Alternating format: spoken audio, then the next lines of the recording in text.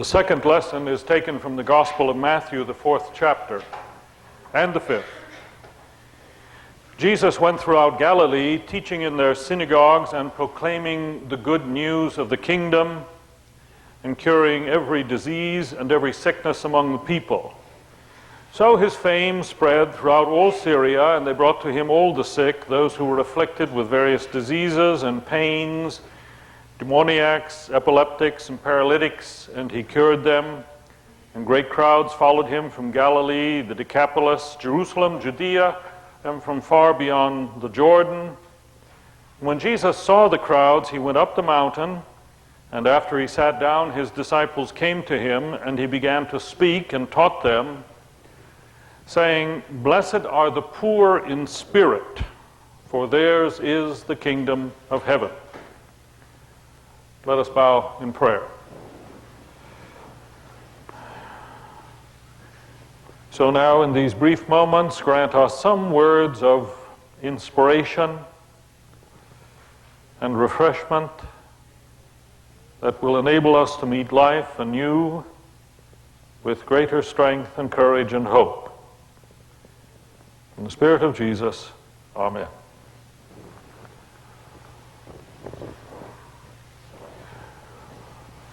O.J. Simpson of football fame, and I suppose we could say rent-a-car flight, back when he was at the height of his football career, wrote, "I sit in my house in Buffalo and sometimes I get so miserable it's unbelievable.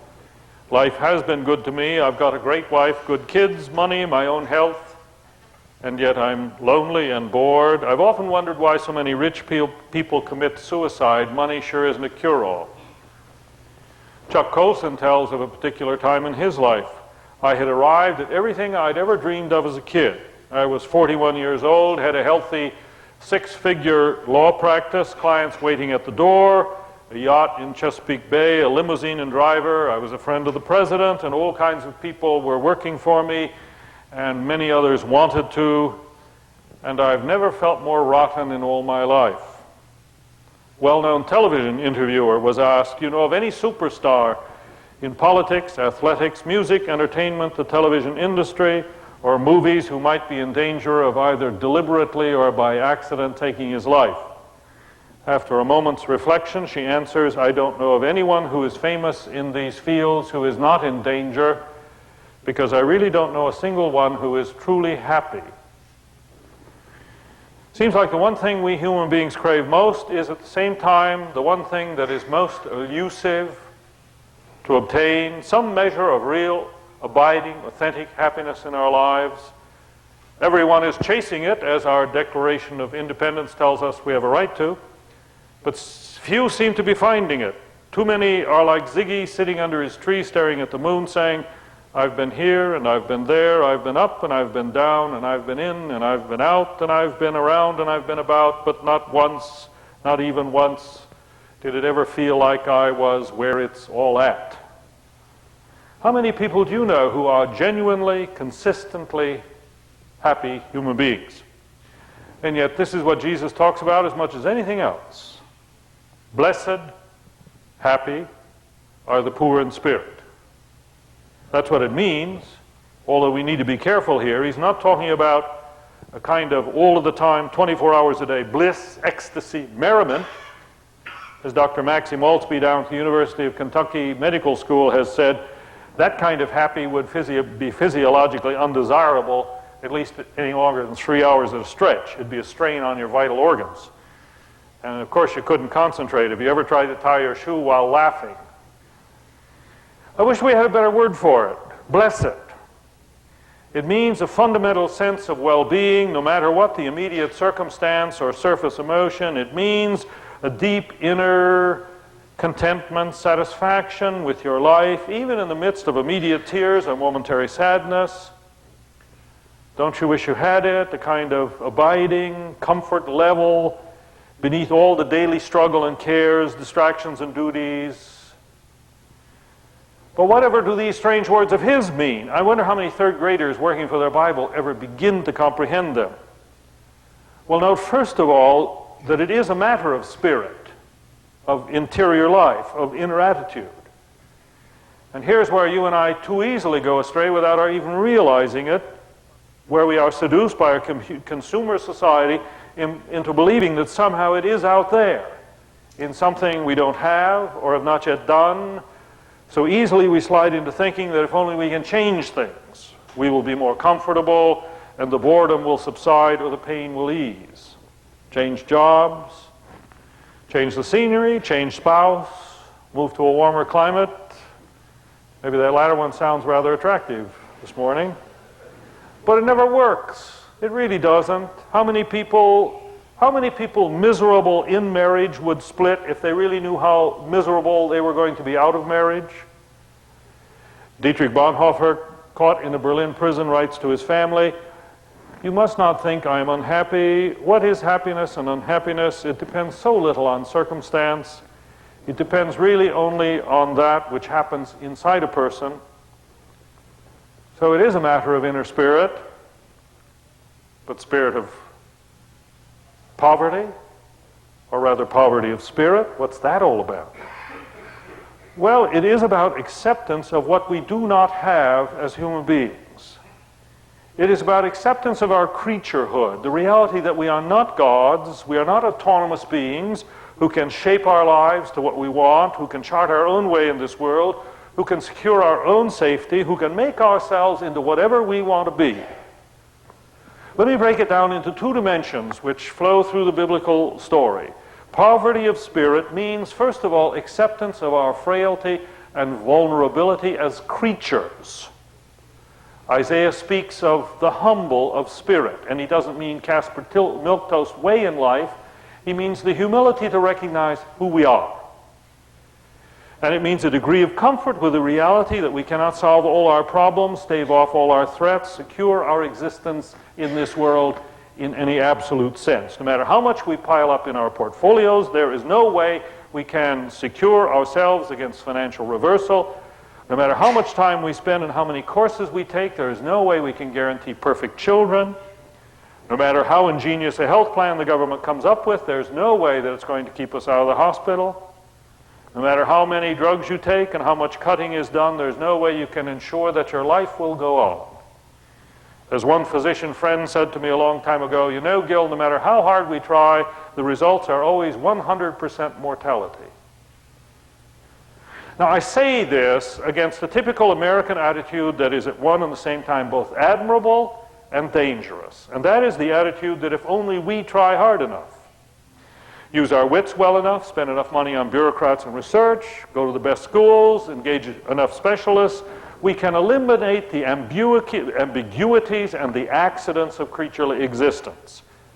We can actually reach the day when, like the rich man in Jesus' parable, we can relax and take our ease, confident that nothing is going to touch us. It's a temptation as old as the Garden of Eden and the myth of Prometheus. We can do it. We can be gods, or we can snatch fire from the gods. We are a can-do people. Jacob Weisberg writes in a recent issue of the New Republic about one of the real brains in the administration in Washington. There's a sneaking hubris to what he is doing that is striking and faintly unsettling. One man sets up a system to anticipate every objection to and possible problem in transforming a $1 trillion sector of the American economy. And his guiding idea is that rational planning can solve any problem, social, economic, or spiritual. His universe is one in which the uncertainty principle and the law of unintended consequences do not exist. His career is testimony to the belief that for every problem there exists a total solution. And if that isn't Promethean, I don't know what is. Sounds a bit frightening to me at this distance, doesn't it?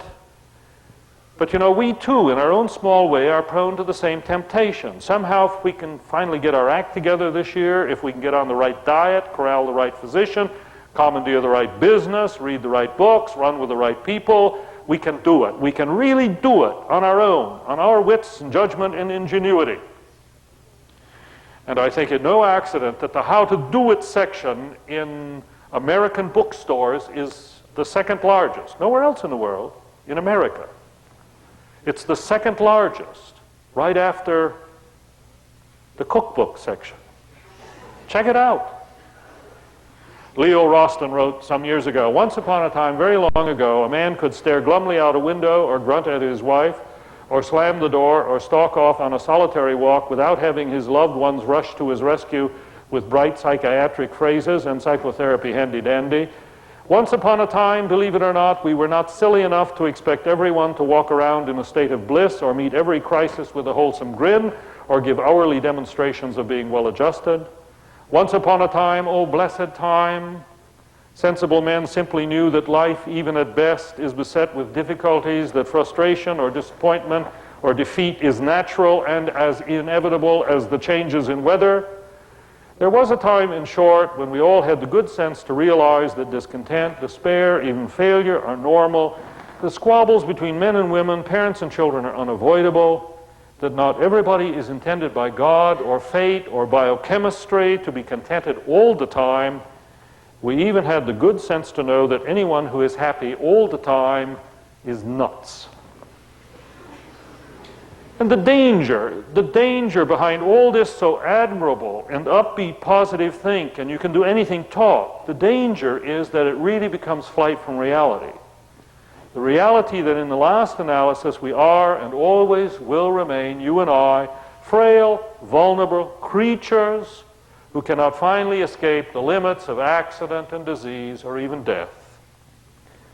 And the worst thing about this denial is that it can lead to a kind of invulnerability, a kind of arrogance of spirit that leaves us unable to share the anxieties and threats and troubles and sufferings of the next guy, lest it stir up truth in us again. David Putnam, who was once head of Columbia Pictures, puts it this way: "The tragedy of power is that it brings with it amnesia.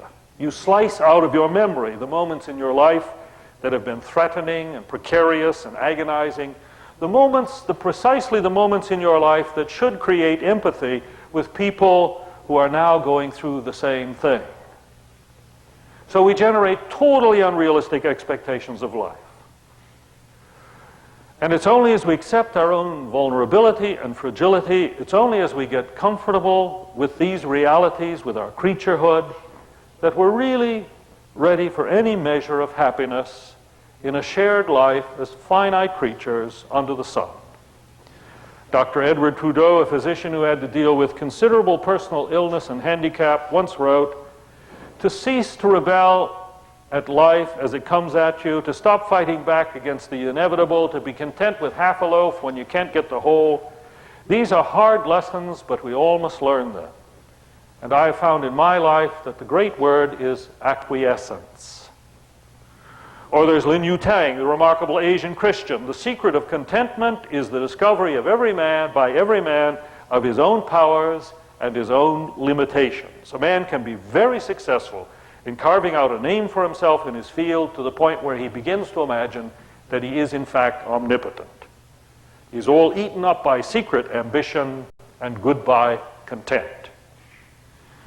Acceptance of our creaturehood, especially the acceptance of our mortality. More, but don't talk about it. Act like it's never going to happen. Why bring it up? Strange experience last fall. I visited my father's grave up in Michigan for the second time in 37 years. It's been at least 10 since I've been there at all. I wonder how I would react again. Ever go to a cemetery and wonder what it'll do to you? Whether you'll find it upsetting? Strange experience, standing there that sunny afternoon before his name and surrounded by the names of so many old relatives and neighbors and unknowns. I found a strange peace in the thought that it was all okay. Okay to be a part of all this. Okay to live as they lived, and finally okay to die as they all had died. As my father lived and died, and his father before him. You see, it was a moment in which I think I came to terms with that as I had not quite before, and it enabled me to go back to life a little more comfortable with my own creaturehood and my own vulnerability before the inevitabilities of life. Poverty of spirit, acceptance of our vulnerability, and also always acceptance of our fallibility.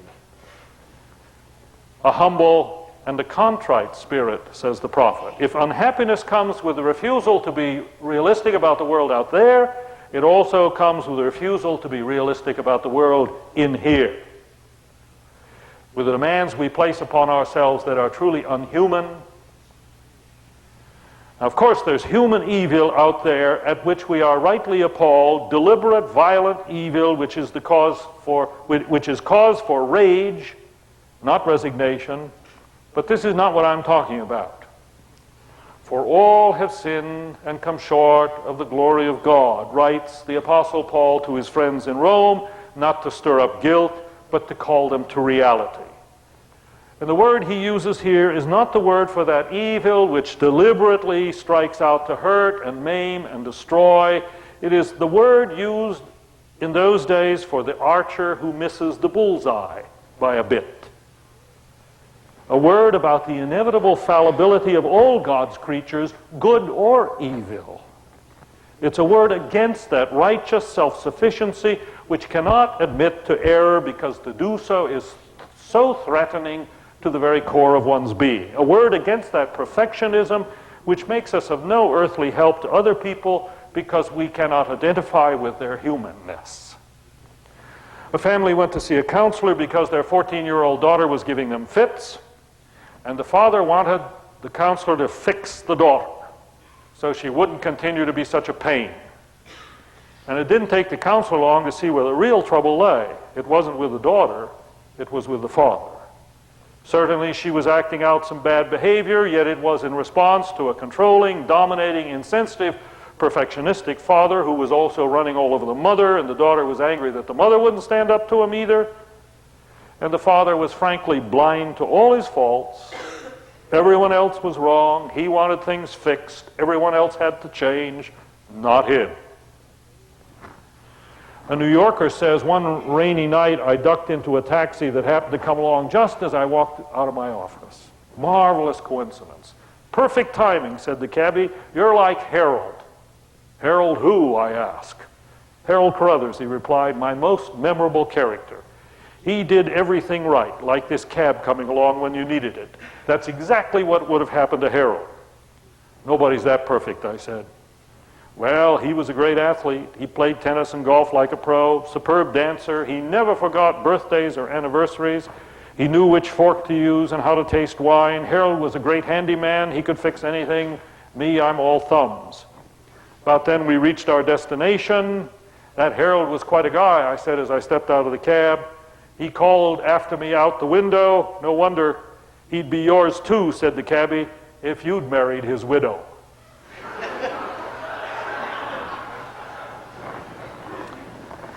The inability to be reasonably comfortable with our fallibility. The drive to be the ideal shape, the wittiest raconteur, the most observant and intelligent leader, the most disciplined of fellows, you name the laudable goal, can lead to a lack of realism and a frustration before our failings that is the cause of nothing but perpetual guilt and misery. I don't know who wrote this, but I think he got it right. The besetting torture of my life was a sense of always being in the wrong. I tried many ways of dealing with this mental plague.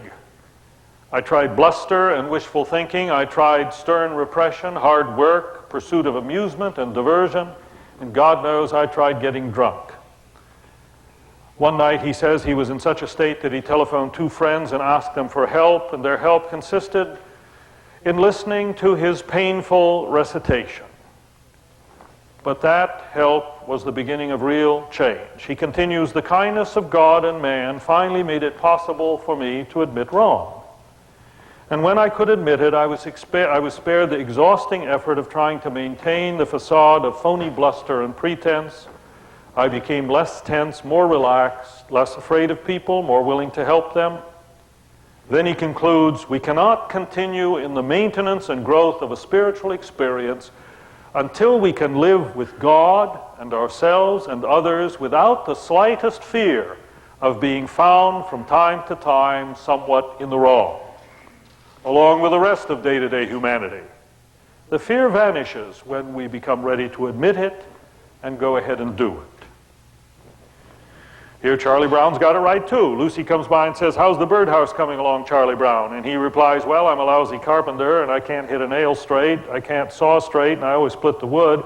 I'm nervous, I lack confidence, I'm a little stupid, I think, I have poor taste and absolutely no sense of design. So, all things considered, I would say it's coming along all right." Happiness, inner contentment comes only as we're able to get comfortable with our fallibility, as we're able to accept the reality that we all have a long way to go, friends, and that's all right. Acceptance of our vulnerability, acceptance of our fallibility, because it is these that makes us available to the one who is our comfort in failure and our strength in adversity. Only those who reach the point where they know their dependency as creatures are open to trust in their Creator, the trust that is finally true contentment and happiness. Eugene Kennedy down at Loyola University recently reviewed 4 books for the New York Times book review section, 4 books by former Beirut hostages, Terry Anderson, Joseph Sicipio, Terry Waite, and Brian Keenan. And he observes that their tales are also contemporary confessions. They are autobiographies of self-discovery and spiritual pilgrimage that are, he says, a welcome antidote to the sugary poisons of self-help, New Age fantasy, and guilt laundering that sit smugly on bookstore shelves. These 4 men, whose paths cross, separate, and cross again, give us in these books lively testaments to the resources of ordinary people.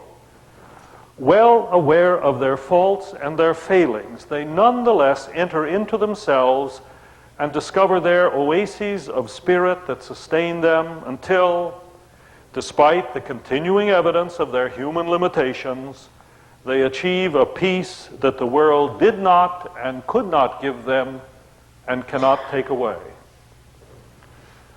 Or there's the late Helen Hayes. She tells how it happened to her. She lost a daughter to polio some years ago, and in her anger that this could happen to her, she cut herself off from her friends, even as she says she had long ago cut herself off from dependence upon her God. She says, "I had cut God off out of my life, and now I didn't have the nerve to ask him to come back. Nevertheless, I found myself going to my church in New York City, and I would pray there every morning, I think because I kept hoping for a restoration of faith. And then much later, I discovered that it had happened to me right there in the church, because I could remember vividly, one by one, the people I had seen there day by day, the solemn laborers with tired looks, the old women with gnarled hands. Life had surely knocked them around, but for a brief moment they were being refreshed by an ennobling experience. It seemed as they prayed that their worn faces would light up and they would become vessels of God himself. And suddenly it happened. I realized I was one of them. In the admission of my need, I saw they too had needs. And I felt an interdependence with them, and I experienced a flood of compassion for them. And ever since, I have never felt separated from the love of God. Happy are the poor, the needy in spirit, for theirs is the kingdom of heaven on earth